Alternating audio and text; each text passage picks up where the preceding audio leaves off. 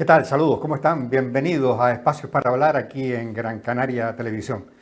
Una televisión, la única televisión de Canarias que tiene un espacio, no un espacio, una sección, realmente es una sección para hablar de ciencia, nutrición y salud. Y digo la única televisión de Canarias por no atreverme a decir la única televisión de España, pero bueno, en definitiva tenemos una sección mensual, como ustedes saben, para hablar de ciencia, nutrición y salud. Y eso es posible porque tenemos una colaboradora de excepción, que es la doctora Cristina Ruano. Bienvenida, Cristina. Gracias, Chema. Buenas tardes. Hoy que, hace unos programas tenemos siempre la idea, o planteabas la idea de abrir tu sección,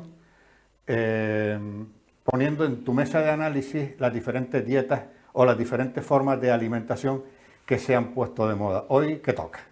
Pues mira, hoy vamos a analizar el ayuno intermitente y las dietas sin gluten. ¿Qué te parece? Pues me parece maravilloso. Entonces, cuando quieras, tu programa. Cabecera y empezamos.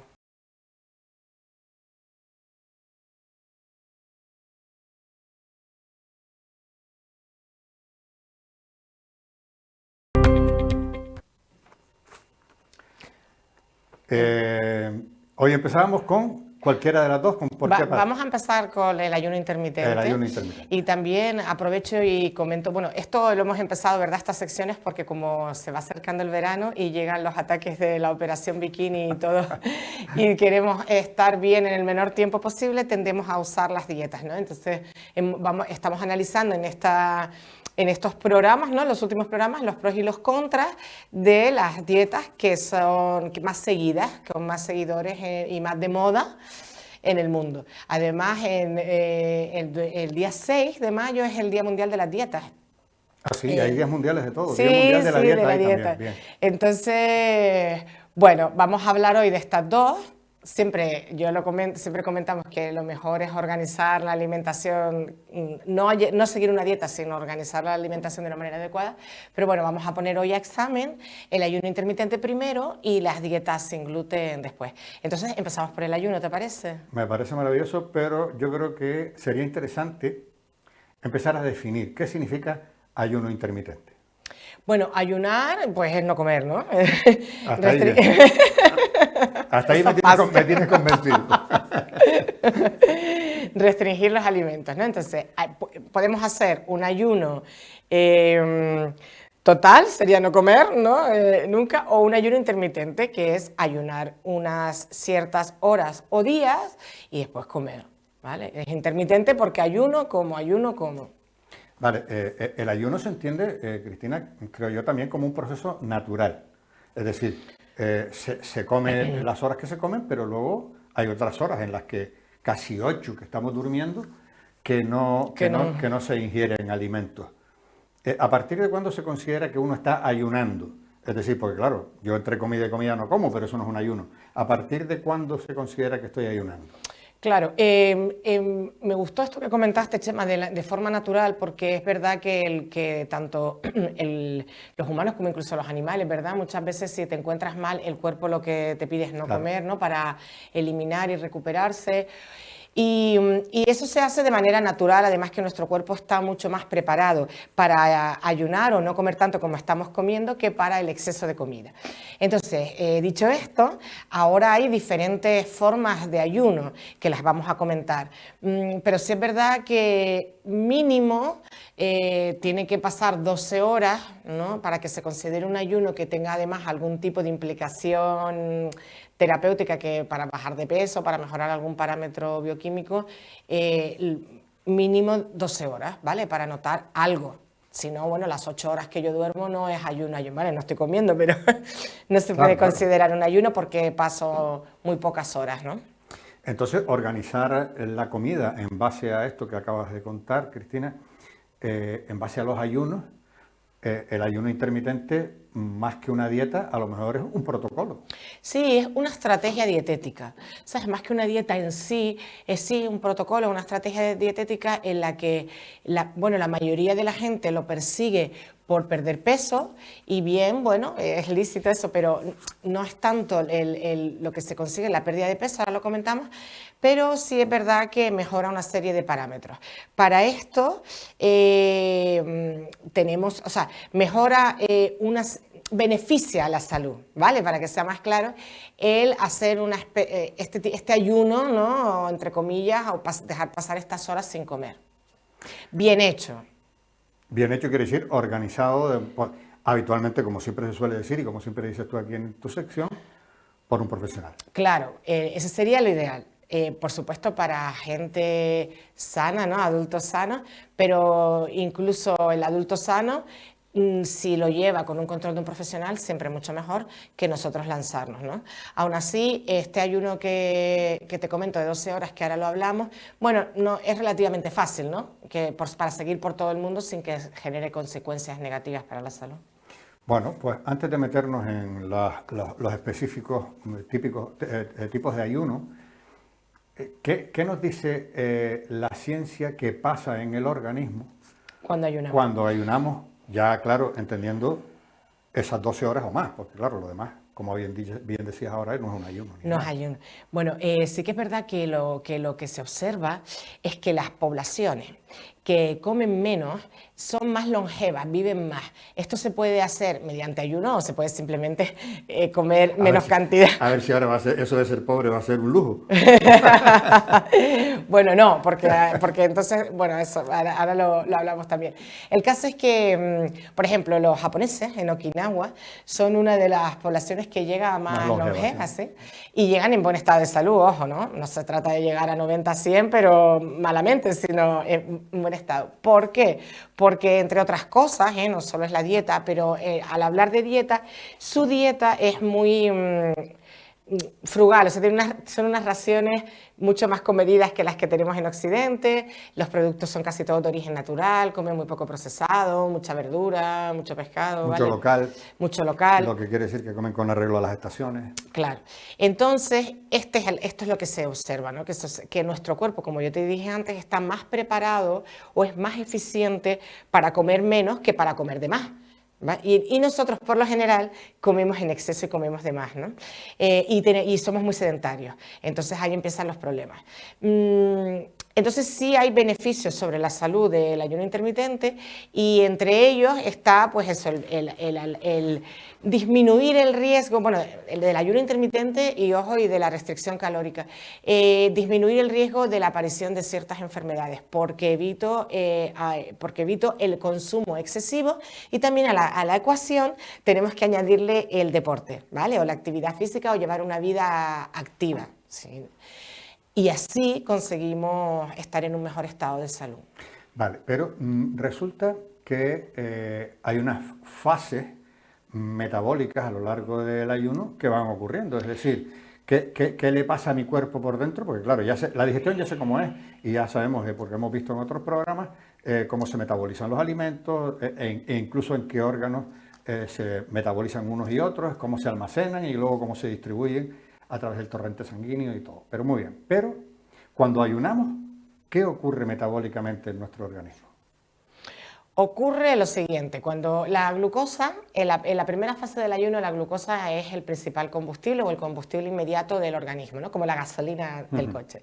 Pues primero vamos a gastar para poder funcionar, ¿no? Para poder caminar, hablar, hacer deporte, la glucosa que tenemos circulante, ¿vale? Después, cuando esa se agota la glucosa que tenemos en forma de depósito, que se deposita en forma de glucógeno, una molécula de glucógeno, en el hígado y en el músculo. Y cuando ya hemos agotado eso, ¿de dónde sacamos la energía? Porque uno no se va para el piso. Entonces, ¿de dónde sacamos la energía?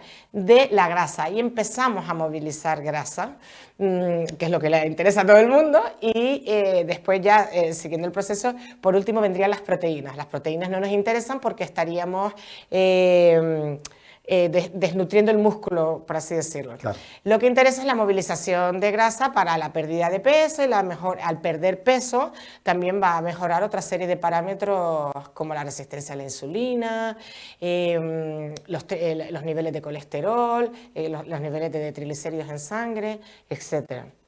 Siempre que hablamos de de dietas y en este caso de ayunos, aunque bueno, ya yo no sé si llamarle dieta o protocolo o estrategia dietética, como tú lo llamabas al principio, sale un término que es la autofagia, que también es un proceso metabólico que ocurre. Esto, ¿cómo podríamos, a mí que soy un neófito en estos términos, cómo podrías explicarme lo que significa autofagia? Sí, la autofagia es un proceso celular que de hecho se llevó hace unos años, bueno, ha habido varios premios Nobel que en la historia con arreglo al descubrimiento de la autofagia y el funcionamiento, y es un proceso celular de limpieza y de reciclaje, ¿vale? Es como si, porque el cuerpo es súper eficiente, entonces es como si el día que vamos a limpiar la nevera y vamos limpiando lo que no, vamos sacando lo que ya está viejo, lo que es posible lo reciclamos y lo que no lo tenemos que tirar, ¿no? Entonces esto lo hace así el organismo es capaz de autolimpiarse, ¿no? Reciclar de esa limpieza los productos que sirven, los recicla para sintetizar otras moléculas y lo que no lo desecha. Esto es la autofagia. Entonces, la autofagia es un proceso que es, si nosotros sobrecargamos el cuerpo de exceso de toxinas, de exceso de comida, la autofagia es menos eficiente que si no. Claro. Esa es la cosa. Bueno, pues yo creo que explicada la autofagia como acabas de hacer, a lo mejor habría que matizar algo que antes contábamos o que contabas. Así yo creo que en la parte de lo que ocurría en nuestro organismo. ¿Cómo se beneficia mi organismo de esa limpieza que ya empieza a ocurrir a partir de la autofagia? Claro, si yo dejo unas horas sin comer, se activa, aunque la autofagia siempre va a existir, pero se activa o se mejora. Además, yo estoy también introduciendo menos toxinas y menos sobrecarga al cuerpo para hacer también que la autofagia sea más eficiente. Y este es un mecanismo estupendo que tiene el organismo de limpieza, ¿vale? Bueno, como te digo, como de limpiar la nevera, que claro, también con la edad la autofagia va siendo menos eficiente. Todo lo que la podamos ayudar, mejor. Pero claro, esto hemos visto los beneficios, es decir, todo lo que ocurre en nuestro organismo que pueda beneficiar. ¿Hay algún beneficio más que no hayamos nombrado y que haya que tener en cuenta antes de meternos en si hay perjuicios también? Bueno, hay que distinguir aquí dos cosas, porque el ayuno intermitente está súper de moda. Entonces, se pueden encontrar libros, tropecientas páginas en internet, en Instagram, de todos los beneficios del ayuno intermitente y de lo que estábamos hablando. ¿Ven? Como vemos aquí en la pantalla, retrasa los signos del envejecimiento por la mejora de la autofagia, mejora el metabolismo de las grasas, porque empezamos a movilizar grasas. También se presupone que mejora una activación, el estado de las neuronas y hay una activación cognitiva. En fin, hay una serie de cosas que se mejoran, pero que luego, cuando vamos a la ciencia, ¿no? a los estudios científicos, no se termina de dejar claro, no se termina de ver claro. ¿Por qué? Bueno, probablemente porque hace falta mucha más investigación. Es que esto también tiene que quedar claro, porque muchas veces uno lee, ay, mejora esto y mejora lo otro, y tú dices, ay, qué bien, qué bien. Pero claro, ¿dónde está ese aval científico? Aunque no todo es ciencia, vale, pero cuando luego vamos a hacer, cuando luego uno va a analizar los estudios científicos y la calidad de los estudios científicos que se han hecho con el ayuno intermitente, pues bueno, sí, se observa que hay una mejora en estudios de calidad científica, estoy hablando, claro, ¿no? claro. Que impliquen a mucha gente, un seguimiento, y muchos de ellos lo que hacen es comparar a gente que sigue ayuno intermitente con gente que sigue una dieta, una restricción calórica. Quiere decir, si yo quiero perder peso y tomo 2.000 calorías al día, pues reduzco a 1.700, por ejemplo, ¿no? Entonces, ¿qué se observa con el ayuno intermitente? Que sí, que la gente baja peso y mejora ciertos parámetros como la resistencia a la insulina, que te comenté, los que yo te comenté, la resistencia a la insulina y el perfil lipídico. Pero no es tanto el beneficio frente a hacer una restricción calórica normal. Claro. Entonces, yo creo que más bien esta estrategia es dependiendo de cada uno, ¿vale? Hay gente que le viene mejor, hay gente que le viene mejor otra cosa, individualizarla. Porque sí que es verdad que a nivel científico, también creo que es necesario más estudios. Se ha estudiado mucho en ratones, se lleva unos años haciendo estudios en humanos, pero para que algo tú puedas decir que, oiga, definitivamente usted hace esto y consigue esto, todavía queda. Como ven, esta disciplina científica que tiene la doctora Cristina Ruano, que opina en base a la ciencia, pero también es capaz de decir abiertamente que hace falta profundizar más para todavía tener datos más claros. En esta misma línea, Cristina, de tener datos más claros, no todos son beneficios en este caso en el ayuno intermitente. No. Pues, también hay cosas que no son ventajosas. Ahora citabas, a unas personas les sienta bien, a otras personas. ¿Cuáles son las personas que no deberían hacer ayuno intermitente? Bueno, no deberían hacerlo, por supuesto, ninguna persona que tenga una patología o una enfermedad o que siga una medicación, ojo, porque las medicaciones también llevan su proceso y hay muchas medicaciones hay que tomarlas con la alimentación, etcétera. O sea, descartado. Tampoco en personas con glucodependientes, como pone aquí, bueno, que son personas que a lo mejor necesitan insulina o tienen antidiabéticos orales, que tampoco, porque esas bajadas de glucosa o esos picos de glucosa tampoco generan un descontrol. Tampoco, por supuesto, mujeres embarazadas, ni niños, ni personas menores de 18 años, diría yo. Después tampoco en personas que tengan mucha ansiedad, ¿vale? Ni, por supuesto, en personas con trastornos de la conducta alimentaria. ¿Por qué? Porque esto pasa mucho, que a lo mejor el parar de comer unas horas lo que me genera es ansiedad por comer el doble las horas que puedo comer. Y además por comer, esa ansiedad además no me va a llevar por comer manzana, me va a llevar por comer alimentos normalmente muy cargados de azúcar o de grasa, que son los que nos generan ese bienestar. Entonces, esto pasa así, si yo empiezo a hacer un ayuno y lo que me doy cuenta es que en la ventana de horas que yo puedo comer no sigo una dieta saludable, sino que me da por comerme las tropecientas cosas que no me comí en el ayuno, entonces tampoco puedo, ¿no? Entonces eso también hay que tenerlo en cuenta. Todo el que tenga una ansiedad o el estrés o los trastornos de la conducta alimentaria, ojo, tampoco le va a ir bien. Esto hemos visto en cuanto a lo que pasa en el organismo, el tipo de ayunos intermitentes que hay, pero a mí me gustaría matizar ese tipo sí, en cuanto a número de horas o en cuanto a, no sé, porque has dicho, bueno, 12 horas, eso es un modelo, pero ¿hay más modelos? Sí, en cuanto a ayuno intermitente hay varios modelos. Intermitente diario, que es lo más fácil, que yo creo que se puede seguir. Entonces, el más fácil que se puede seguir por todo el mundo es el de 12 horas sin ayunando, ¿no? Que sería... y ¿pero lo tienen que ser necesariamente seguidas o sí? Sí, tienen que ser seguidas y en realidad pudieran ser a cualquier hora del día, pudiera ser que yo... Pero bueno, ahora lo explico, pero lo mejor es por la noche, ¿vale? Porque es ahí cuando el cuerpo también metabólicamente funciona mejor a la hora de regenerarse y de limpiar y demás. Entonces, lo ideal aquí sería, bueno, pues yo como y ceno temprano, a las 8, 9, entre las 8 y las 9, y ya no vuelvo a comer hasta las 8 o las 9 de la mañana que desayuno. Ahí han pasado 12 horas. Modelo europeo. Sí. Y eso es una buena estrategia para todo el mundo, en mi opinión, porque cenas temprano, dejas pasar estas horas sin ingesta de alimentos. Sin ingesta, gracias, Chema. Y después desayunas a la hora antes de ir a trabajar o antes de ir a tus actividades. Bien, eso hemos dicho que ese sería el más sencillo. 12 horas como, 12 no como, ¿no? Pero después podemos alargar un poco más porque mínimo estoy diciendo que tiene que pasar 12 horas sin comer, ¿no? Otro tipo de ayuno intermitente diario sería 16-8. O sea, 8 horas en la ventana que se puede comer y 16 las que no. Entonces ahí ya estoy alargando un poco más. Porque ahí si ceno a las 8...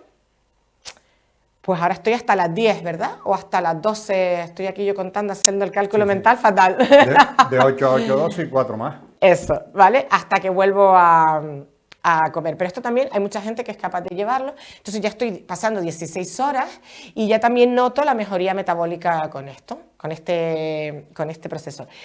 Y luego ya podemos seguir alargando a 20 horas Y 4 de comida. y 4 de comida. O incluso hay gente que almuerza, como a mí me decía uno, ¿no? Yo hago como los perros, como una vez al día, ¿no? y de almuerzo en almuerzo, pero bueno, eso ya no es para todo el mundo, ¿vale? Y, por ejemplo, yo no puedo pasarme tantas horas sin comer porque es que al final me generan una ansiedad.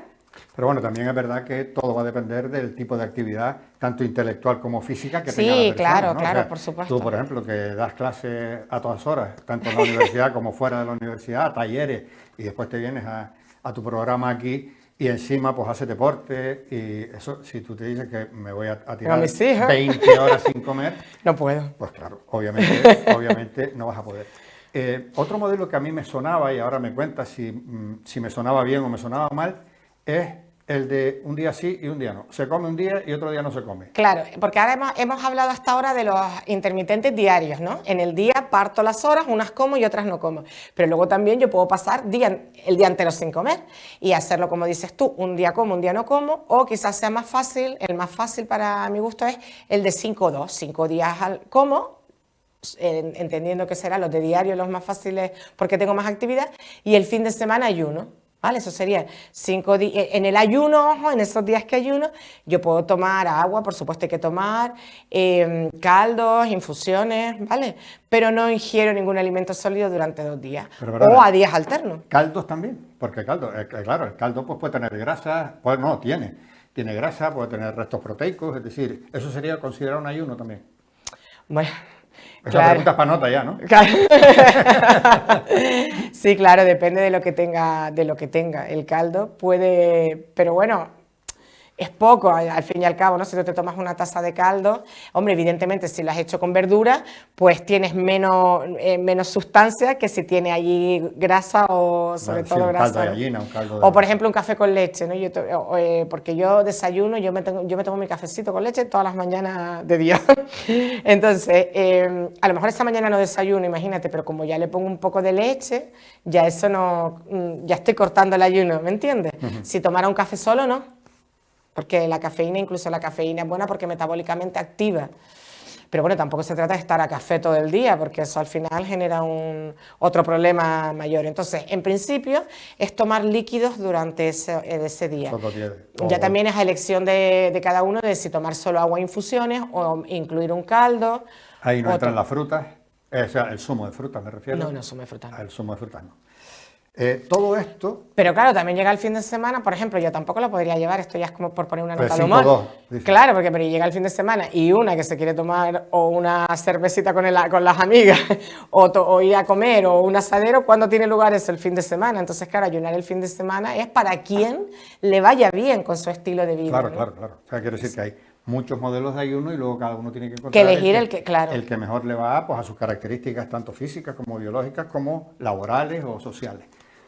Y en el marco, ya que acabamos de entrar de lleno, en el marco de lo social, hay en estas modas, no solo están de moda porque tú dices, bueno, pues entramos en la época del verano, me voy a poner en la operación bikini, hay un merchandising, hay un mercadeo importante que yo creo que también habría que hablar un poco de eso en tanto en cuanto a desengañar a quienes nos pueden estar escuchando y viendo, porque efectivamente estés o no en manos de un especialista, siempre te vas a dedicar a buscar información y al final te vas a encontrar la barrita que no sé qué, el batido que no sé cuánto y estas cosas. Esto, ¿cómo podemos orientar esas inquietudes de quien decida hacerse un ayuno intermitente?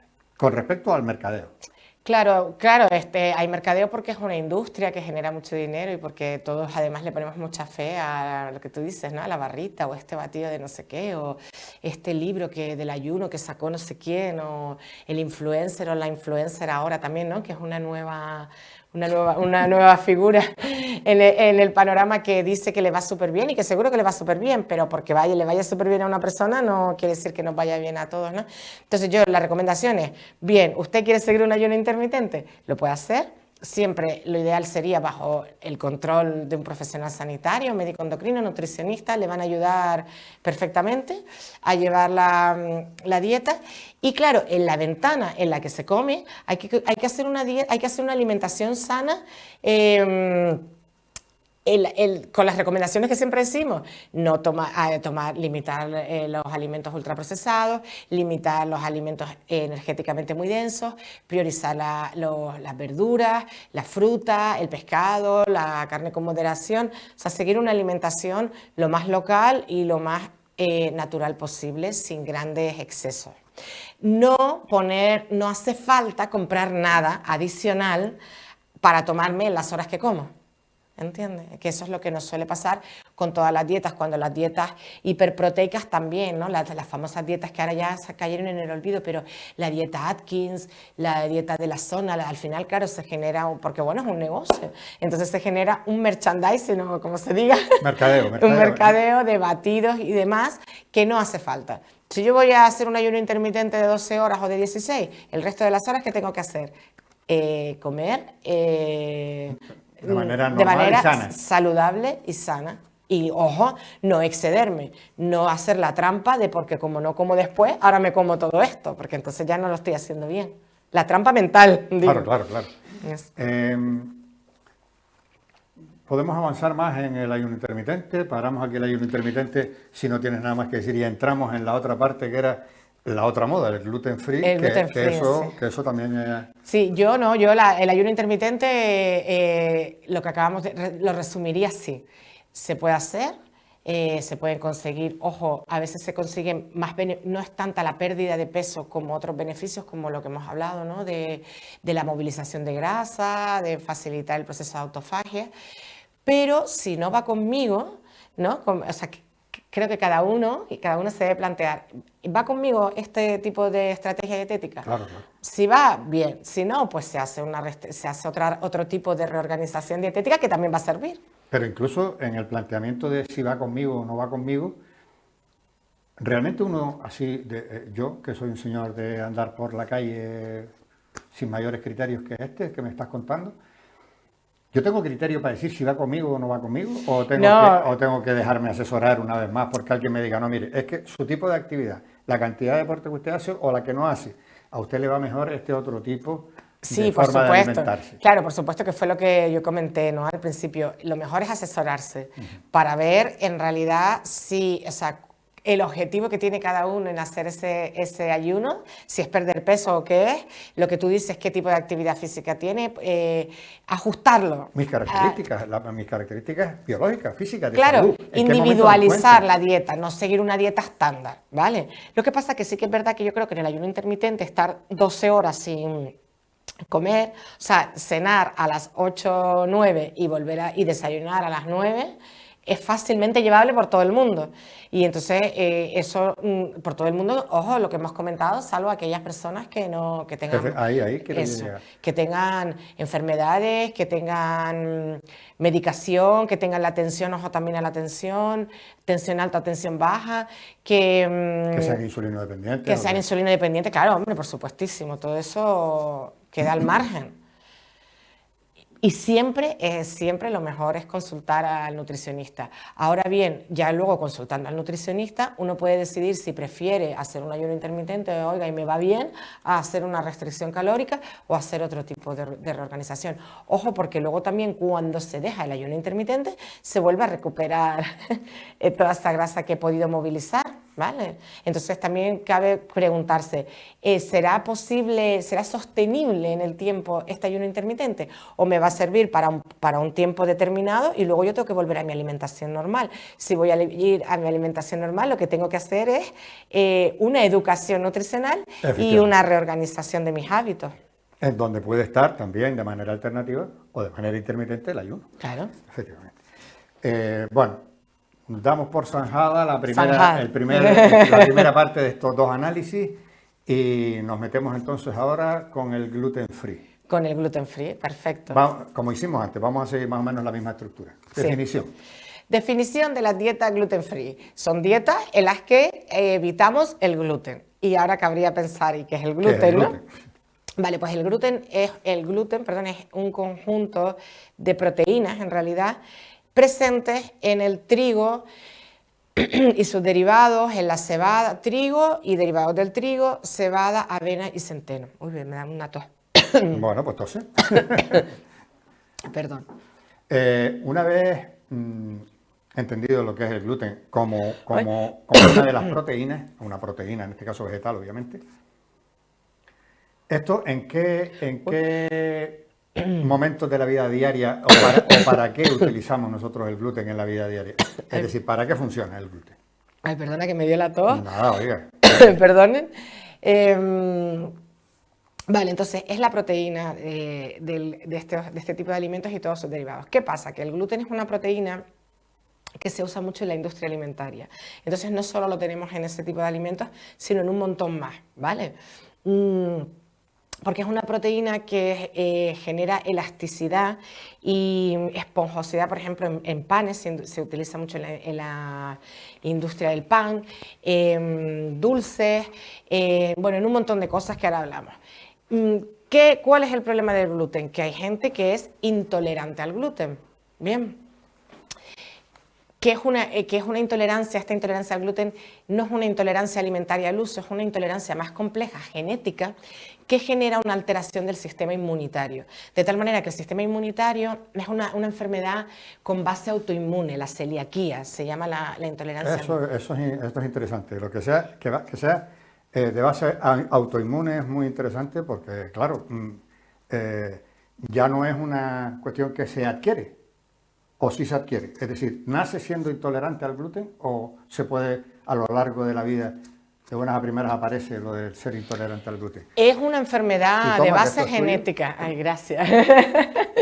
Es una enfermedad de base genética. Que normalmente aparece en los inicios de la vida, pero también puede ser que debutes más tarde, ojo. Que haya una alteración del sistema inmunitario que genere el sistema inmunitario fabrica anticuerpos, ¿no? Y además que es muy compleja, la celiaquía es muy compleja. Siempre ha sido entendida como una inflamación, como una enfermedad con una sintomatología intestinal, pero no, es una enfermedad sistémica que tiene un montón de síntomas, no solo intestinales, ¿vale? Aquí podemos ver la pérdida de peso, pérdida de apetito, fatiga, dolores de cabeza, que no lo pone aquí, pero bueno, todo esto, aquí estamos viendo todas las que son más relacionadas con la digestión y el intestino, pero también genera otros procesos porque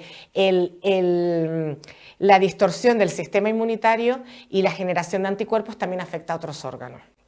Vale, entonces hay gente que es celíaca y se le diagnostica, a veces no es fácil porque a veces no tiene síntomas intestinales. Claro, es que hay que ver, uno cómo puede sospechar que puede ser celíaco. Es decir, ¿qué síntomas son los que me hacen ir al médico y decir, mire, es que me está pasando todo esto? Hombre, pues es que es difícil, pero los generales o los más comunes son la distensión abdominal, los procesos de digestión muy pesados, cuesta mucho hacer la digestión, náuseas, pérdida de peso, fatiga. Estos son los generales, pero ojo meteorismo, mal aliento, todas esas cosas. Sí, todo eso. Pero si te pones a leer más y a investigar más sobre la celiaquía, pues se ve que es que hay otros que no son tan claros. Y al final, claro, para hacer un diagnóstico la persona da tropecientas vueltas porque no es tan claro el diagnóstico o no son tan claros los síntomas. Es una enfermedad compleja, la celiaquía. Esto afecta a un tanto por ciento de la población, ¿vale?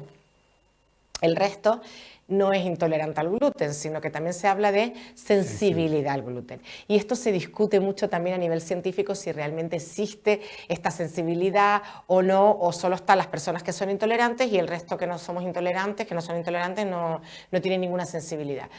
Y si uno se pone a investigar y a mirar en estudios científicos, también se han hecho muchos y no queda claro. Bueno, como con el ayuno al final no queda claro, en los estudios habrá que hacer más si es verdad que hay gente que no es intolerante pero que tiene una cierta sensibilidad. Hay estudios que parece ser que en los que sí se ve y estudios en los que no se observa nada. Pero ¿Y esto qué es? Esto pasa un poco también como con la lactosa, o sea, o eres intolerante a la lactosa o eres sensible a la lactosa? Bueno, pero es que la intolerancia a la lactosa viene porque, por bien, genéticamente, no tienes la... Lo digo por eso, por esa gama de grados. Pero es que no es lo mismo, la intolerancia a la lactosa es una intolerancia mucho más normal, intolerancia alimentaria normal al uso, ¿no? En la que yo tengo una enzima en el intestino que se llama lactasa, que es la que se encarga de partir la lactosa, que es el azúcar de la leche, y se absorbe y se utiliza. Entonces yo puedo no tener esa lactasa por causas genéticas o con la edad puede ser que vaya perdiendo la enzima. Entonces la leche me iba súper bien y cuando ya tengo una cierta edad no me sienta bien por la pérdida de la lactasa. Es como más sencillo, ¿no? No me sienta bien, fuera la leche y ya está. Yo me refería a esa graduación, o sea, en tanto en cuanto a considerar que eres intolerante al gluten o luego eres más o menos intolerante al gluten, y como no hay un más o menos intolerante al gluten, o sea, o no sé, a lo mejor esa sensibilidad... Claro, sensibilidad por sobreexposición a lo mejor, claro, ¿no? Porque como luego la industria alimentaria utiliza mucho el gluten, si yo consumo, claro, si yo llevo una dieta como las que, o una alimentación, ojo, ¿no? Que la dieta siempre se relaciona con otra cosa, en la que no tomo mucho producto procesado o ultraprocesado, quizás no genere nunca esta sensibilidad, pero como la industria alimentaria usa mucho el gluten en sus productos, ¿vale? En el pan por la esponjosidad, pero es que después como la proteína del gluten es elástica y esponjosea, también se usa para fijar otro tipo de compuestos. Por ejemplo, los cereales enriquecidos con vitaminas, les añaden gluten para fijar las vitaminas al cereal. Los frutos secos tostados con sal, le añaden gluten para que la sal se adhiera al fruto seco. ¿Ah, sí? Pues, sí. Rebozado. Yo compro, imagínense que compran merluza rebozada o calamar ya rebozado. Añaden gluten para que el rebozado se mantenga. Entonces, quizás si yo consumo mucho de estos alimentos, me sobreexpongo al gluten y a la larga, claro, genero una sensibilidad y me sientan mal. Bueno, está claro que... Pero no sería una enfermedad, perdona, tan complicada como la celiaquía es en sí. Está claro que el celíaco tiene una serie de problemas de salud en el caso de que consuma ese gluten. Claro. Con unos problemas con bastante riesgo, además, para la salud, ¿verdad? Pero para los que no son celíacos y se quitan el gluten, ¿existe algún riesgo? Ya que es una proteína. No. Riesgo para la salud al quitar el gluten no existe. Y riesgo por consumirlo tampoco. ¿Entiendes? Si yo no, si a mí, o sea, esto es un poco también un ejercicio personal. Si tú tomas, claro, lo que pienso yo, ¿no? Lo que yo quería comentar. Si tomas mucho alimento ultraprocesado, pues probablemente estés tomando mucho gluten y cuando dejas de tomarlo, aparte de beneficiarte porque no son buenos, son muy calóricos y demás, pues también te beneficia de que la digestión la haces mejor y que no te sobreexpones al gluten. Pero no hay ningún beneficio o riesgo. De hecho, la industria hace mucho marketing con esto, ¿vale? Porque... O sea, yo, por ejemplo, me quiero quitar el gluten y mi salud no corre ningún problema. O sea, hombre, lo que pasa es que si tú te vas a quitar, vamos a ver, si te quitas los alimentos ultraprocesados, bien, pero si te vas a quitar entonces trigo, todos estos cereales que hemos dicho, ¿puedes vivir sin esos cereales? Sí se puede, no pasa nada. Pero bueno, también es una pena porque energéticamente, si yo tomo esos cereales y sobre todo mejor integrales, pues no me tienen por qué suponer un perjuicio para la salud, ¿entiendes? Y no sé si se me explico yo aquí. Perfectamente. Entonces, esa es la cosa. Y luego también que la industria también ya ahora está usando cada vez menos el gluten y usando otro tipo de aglutinantes, como puede ser la lactosa y demás, para lo que yo te digo, para fijar también mucho gluten en flanes y preparados de estos lácteos. O sea, es que hay mucho, se ha utilizado mucho y ahora la industria cada vez lo está utilizando menos.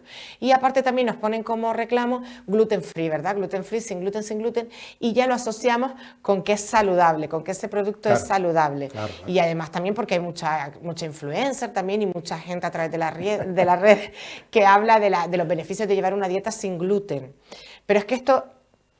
Claro, hay que insistir y hay que resumir y puntualizar, como tú bien dices. O sea, si yo no tengo ninguna intolerancia al gluten ni ninguna sensibilidad excesiva, yo puedo tomar todos estos cereales, porque ¿por qué no voy a tomar la avena? La avena luego es súper buena para regular los niveles de colesterol. ¿Por qué me voy a quitar la avena de en medio, no? O ¿por qué no voy a poder tomar centeno, que es un cereal integral que me puede proporcionar energía y fibra? No tiene sentido. Ahora lo que me tengo que quitar son los alimentos ultraprocesados. Claro, es que los tenemos que quitar todos. Los tenemos que limitar la cantidad de alimentos ultraprocesados y ahí vamos a obtener el beneficio, ¿vale? Y ojo con, bueno, lo que ven aquí, ¿no? Una dieta saludable sin gluten son los alimentos que no contienen gluten de manera natural. No hay que irse, ¿qué son estos? Las legumbres, frutos secos, el millo, bueno, todos los que vemos aquí, la papa, el aceite, ya no son alimentos naturales que naturalmente no tienen gluten. Ahora, lo que no hay que hacer es, bajo mi punto de vista, dejarse llevar por el marketing o el mercadeo y entonces comprar productos procesados igualmente o ultraprocesados, pero que me ponen gluten free. Y como me ponen gluten free, ya yo creo que son mucho más sanos. Pero ¿y se ha parado usted a mirar el azúcar, la cantidad de azúcar que tiene? O la calidad de la grasa que tiene, o la cantidad de grasa que tiene, o la sal.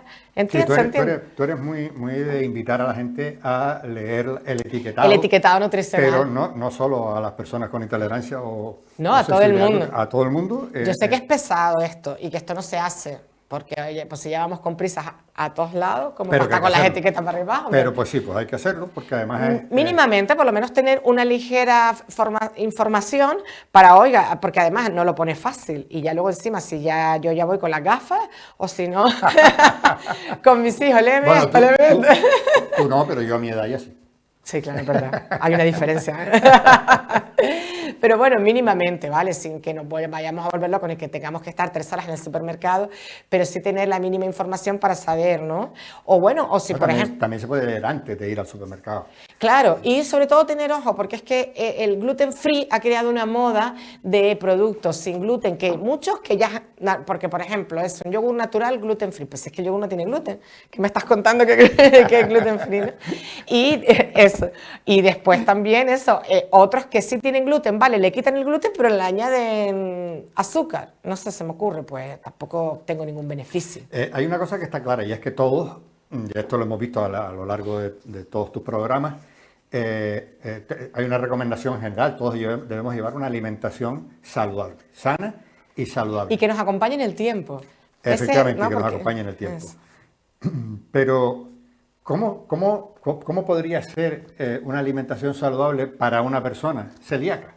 No, claro, la gente con celiaquía, y ojo que ahora, a día de hoy, hay muchos más productos, pero lo pasaban mal antiguamente, porque primero que no estaba diagnosticada bien la enfermedad, no era difícil llegar al diagnóstico, después no había nada, o muy poco en el mercado, muy caro, ojo también, pero ahora, a día de hoy, hay mucha más oferta de productos sin gluten, ¿no?